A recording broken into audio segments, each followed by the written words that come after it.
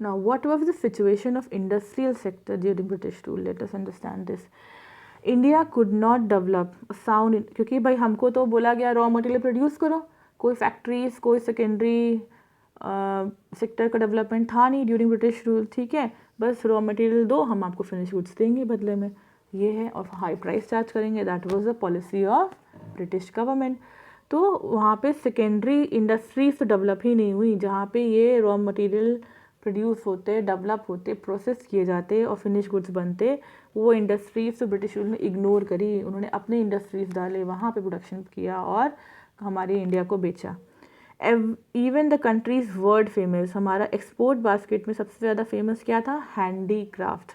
Handy craft means कि art and skill के basis पे कुछ भी आपने क्रिएटिविटी की है, ऑन क्लॉथ है, ऑन बेडशीट्स है, ऑन साड़ीज़ है, या फिर मेटल वर्क है, या जेम्स एंड ज्वेलरीज है, ये सारा हैंडीक्राफ्ट्स में आता है, जहाँ पे आपके पेजेंट्स की लोगों की स्किल और आर्ट दिखती है जो डिफरेंट है बाकी लोगों से, ठीक है, कला जिसको बोलेंगे हैंडीक्राफ्ट, हाथ से बनी हुई चीज़ें, handicraft, craft by made by hands, machine का नहीं, हैंडीक्राफ्ट। तो ये भी डिक्लाइन हो गई थी, इसको भी उन्होंने प्रमोशन नहीं दिया था, क्योंकि ये गुड सोर्स ऑफ इनकम थी इंडिया के लिए, और इंडिया इससे रिकॉग्नाइज हो रहा था all over the world. No commercial modern industry were base allowed, कोई भी इंडस्ट्रीज़ को अलाउ ही नहीं किया कि वो सेटअप किया जाए। This sector was needed modernization diversification, तो ये टोटली बैकवर्ड था, क्या इंडस्ट्रियल सेक्टर हमारा टोटली बैकवर्ड था, जहाँ पे ना कोई मॉडर्नाइजेशन था, कोई डेवलपमेंट नहीं था, कोई लेटेस्ट टूल्स टेक्निक यूज़ नहीं हो रहे थे, कोई वैरायटी नहीं थी, और कोई लोगों के पास पैसा नहीं था कि हम उसको इन्वेस्ट करके एक्सपेंशन करें या लेटेस्ट मशीन्स को लेके आएँ। तो our industrial sector in one line was backward. Okay, the primary motive behind the deindustrialization was, अगर भाई हमारे कंट्री में इंडिया में इंडस्ट्रियलाइजेशन हो जाता तो क्या होता? तो हम खुद ही अपने गुड्स को, रॉ मटेरियल को प्रोसेस करके फिनिश गुड्स बना लेते। तो जब रॉ मटेरियल को हम खुद ही बना लेते फिनिश गुड्स, तो ब्रिटिशर्स के फिनिश गुड्स को कौन खरीदता? शुगर को कौन खरीदता? इसीलिए इंडस्ट्री को, इंडस्ट्रियल सेक्टर को, सेकेंडरी सेक्टर को डेवलप ही नहीं होने दिया गया कंट्री के अंदर। Okay, this is a thing. Foreign trade, I already told the major part of our foreign trade was handicraft, but it was suppressed by whom? By British rule. तो यहाँ पे क्या है? The India has been important trading nation since ancient time, but the restrictive policies, जो restrictive policies, rules, regulations government लगा रही थी, British government लगा रही थी, उसने एडवर्सली यानी नेगेटिवली इफेक्ट किया हमारे स्ट्रक्चर, कॉम्पोजिशन। स्ट्रक्चर मतलब कि क्या क्या हम एक्सपोर्ट करते थे, कॉम्पोजिशन किस किस क्वांटिटी में एक्सपोर्ट करते थे, और वॉल्यूम कितना कितना करते थे, ये फॉरेन ट्रेड के उसको इफ़ेक्ट किया। Now let us see what was that.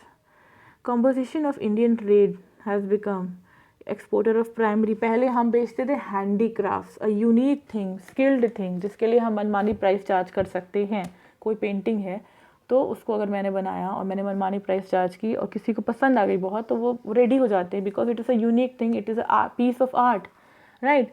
But British rule ने बोला कि no, they can not generate income like this, तो हैंडीक्राफ्ट को तो सप्रेस कर दिया, दबा दिया गया, और we were force to export raw material, जो बेसिक चीज़ें होती थी हैं, रॉ मटेरियल्स होते हैं, रॉ मटेरियल्स की वैल्यू कम होती है in comparison of finish goods, और ये रॉ मटेरियल खरीद कौन रहा था? ब्रिटिश गवर्नमेंट खुद ही खरीद रही थी, ठीक है।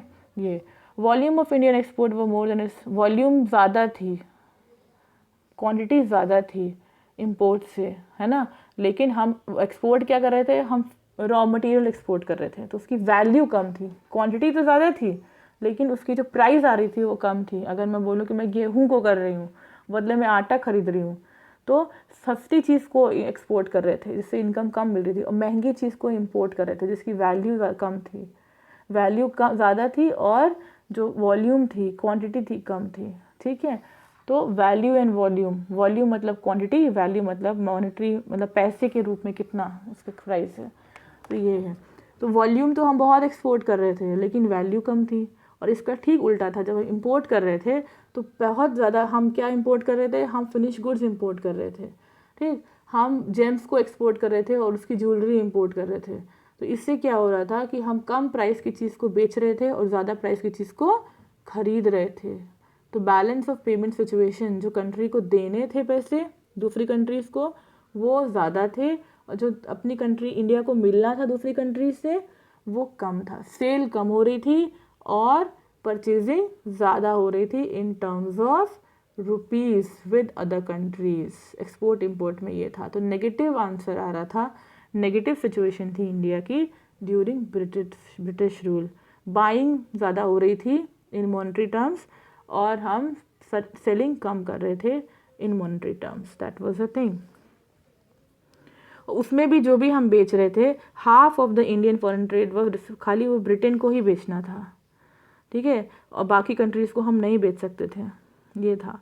फिर स्विस कनाल ओपन हुआ। स्विस कनाल 1869 में ओपन हुआ। बहुत ही पॉपुलर ये कैनाल रहा है, रोड ट्रांसपोर्ट मतलब कहते हैं ना कनेक्शन रहा है, गुड्स को इंपोर्ट एक्सपोर्ट करने के लिए इस कैनाल को यूज़ किया जाता था, ठीक है। It reduce the cost and time. इससे हमारे जो जब शिप से जाते तो बहुत टाइम लगता, तो cost and time of transportation, और ये शॉर्टकट हो गया था। It has been used as shortcut.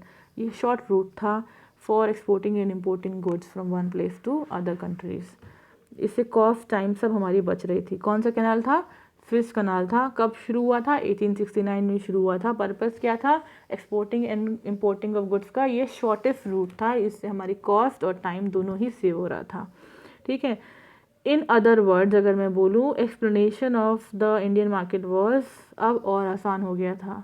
आराम से इंडिया पहुंच सकते थे, कम टाइम में कम पैसे में। स्विस कनाल खुलने से आराम से उससे रॉ मटेरियल ख़रीद के उनको फिनिश गुड्स प्रोवाइड करा सकते थे। मीन्स कि ये कहीं ना कहीं स्विस कनाल ने एक्सप्लॉयटेशन में ऐड ऑन किया इंडिया के, ठीक है। That is the reason drain of wealth. Wealth को कैसे ड्रेन किया गया? रॉ मटेरियल सस्ते दाम, कम वैल्यू की चीज़ खरीद के और ज़्यादा वैल्यू की चीज़ बेच के इंडिया को अच्छे से इंडियन रुपीज़ को ड्रेन किया गया। India's foreign trade generated huge export surplus, but this surplus came at huge cost of country's economy and it lead to drain of Indian wealth. अब एक्सपोर्ट सरप्लस वो used for, जो भी export से हमको surplus होता था, यानी कि कॉस्ट सेल माइनस कॉस्ट में जो पैसे आ रहे हैं, प्रॉफिट्स आ रहे हैं, जो सरप्लस होता था उसका हम लोग क्या करते थे, हम उससे जो कंट्री ने इंपोर्ट किया दूसरी कंट्री से फिनिश गुड्स, उनके पेमेंट करते थे, है ना। तो तभी आज हम लोगों को बोला जाता है self reliance, make in India products को ही यूज़ करें, फॉरेन ब्रांड्स को ना यूज़ करें। इससे इंडियन इकोनॉमी जो एक सेटबैक में चल रही है बिकॉज ऑफ योर कोविड-19 2019, तो वो थोड़ा कंट्रोल होगा। अगर हम आज भी फॉरेन प्रोडक्ट्स को प्रमोट करेंगे तो हमारी जो स्मॉल एंड मिडिल कंपनीज़ हैं उनको कौन, SMEs हैं, MSME हैं, उनको कौन जो है प्रमोट करेगा? इंडियन कंपनीज़ को कौन प्रमोट करेगा अगर हम इंडियंस ही नहीं करेंगे तो। और हमारी इकोनॉमी वैसे ही सेटबैक में चल रही है, शॉप्स खुल नहीं रहे हैं टाइमली बंद नहीं हो, जल्दी बंद हो जा रहे हैं, जब देर से खुल रहे हैं। तो ऑलरेडी एक बिकॉज ऑफ दिस पैंडमिक हम एक प्रॉब्लम में हैं, इसीलिए बोला जा रहा है go for self reliance, make in India product. तो ये था। उससे क्या होगा, हमको दूसरी कंट्री को पेमेंट नहीं करना पड़ेगा फिनिश गुड्स के लिए, और हमारे पैसे हमारी ही कंट्री में रहेंगे। मेरे पास नहीं रहेंगे तो मेरे ही किसी अगल बगल के लोगों के पास रहेंगे, बट रहेंगे इंडिया में ही, स्टे करेंगे। इंपोर्ट की पेमेंट के नाम पे इंडिया से बाहर फ्लो नहीं होगी इंडियन इकोनॉमी की currency. Okay, that is a thing.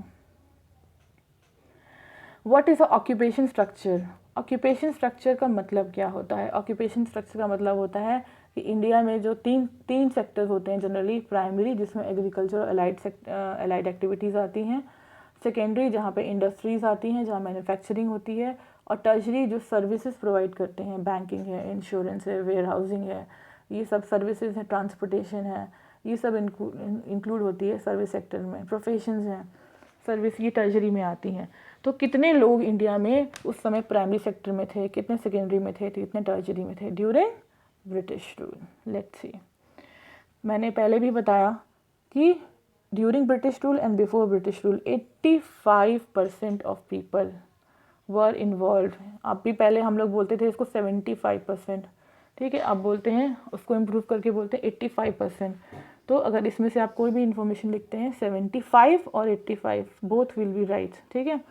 तो 75% से 85% के लोग जो थे पॉपुलेशन कहाँ वर्क कर रही थी, वर्कफोर्स कहाँ पे इन्वॉल्व थी, एग्रीकल्चर सेक्टर में इन्वॉल्व थी।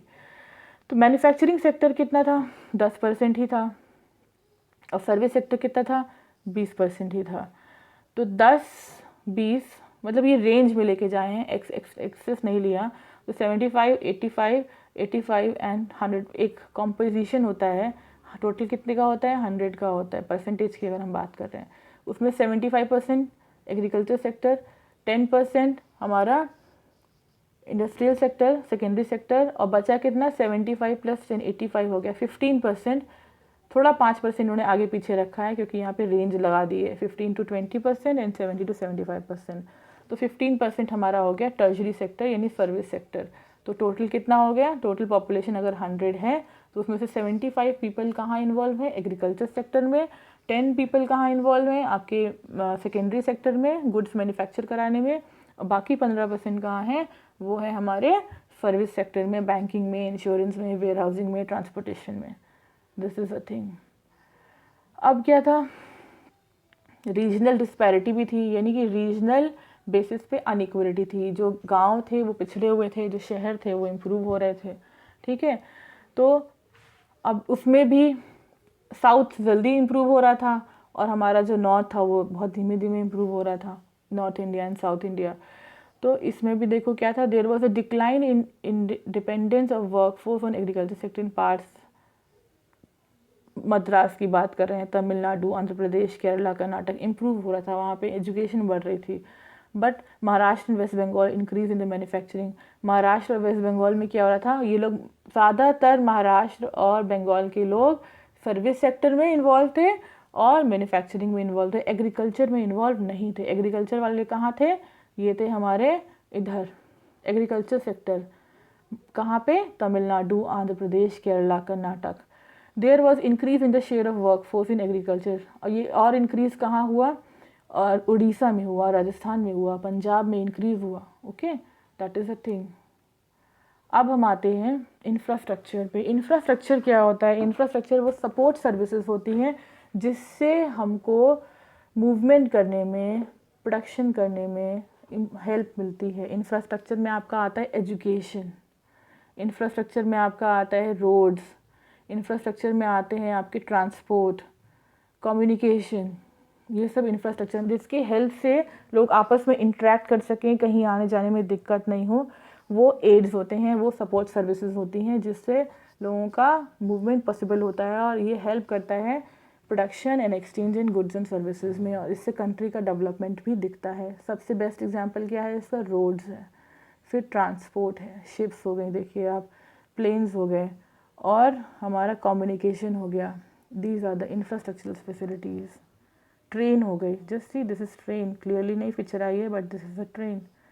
तो ट्रांसपोर्टेशन से roads, transportation, communications, all this are the पुल्स बना दिए। कोई बीच में नदी पड़ती है, आप दूसरे विलेज में जा नहीं पा रहे तो पुल्स एंड ब्रिजेस बना दिए, फ्लाईओवर्स बना दिए ताकि जल्दी बिना जाम लगे आप इधर से उधर मूव कर सको। तो these are the education system improve किया, ट्रेनिंग इंस्टीट्यूट इम्प्रूव किए जिससे कि लोगों को पता चले कि हाँ, high yielding variety of seeds क्या होते हैं, कैसे लेटेस्ट फर्टिलाइजर्स एंड टेक्निक्स को यूज़ करके प्रोडक्शन को इम्प्रूव किया जा सकता है। ये सब भी हमारा इंफ्रास्ट्रक्चर में आता है। यहाँ मूवी पिक्चर नहीं है वो अलग बात है।